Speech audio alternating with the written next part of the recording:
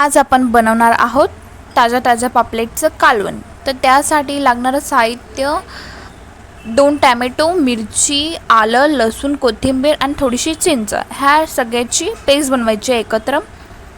त्यानंतर टोप गरम करत ठेवलेलं, त्यात तेल घातलेलं आहे। तेल जरा जास्तच घालायचं। त्यानंतर ती एकत्र पेस्ट बनवलेली होती ती घालायची। त्यात पूर्ण शिजून द्यायचं ती पेस्ट।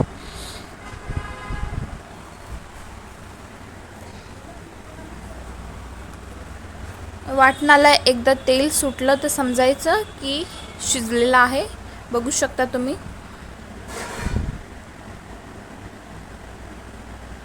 त्यानंतर त्यात घालायचे आपले बेसिक मसाले, हळद आणि आपला घरगुती लाल मसाला।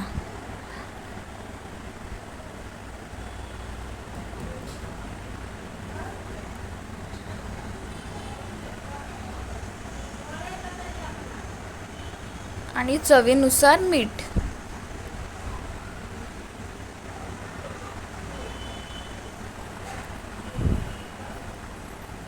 मिक्स करून घ्यायचं पूर्ण, ते पण शिजून द्यायचं एकत्र मसाला।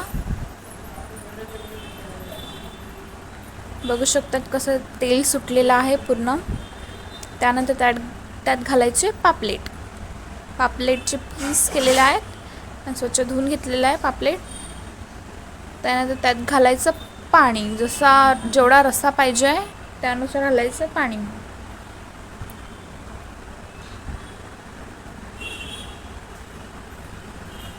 आणि नंतर 10-15 मिनिटं शिजून द्यायचं। त्यानंतर आपल्या पापलेटचं कालवण झालेलं आहे रेडी।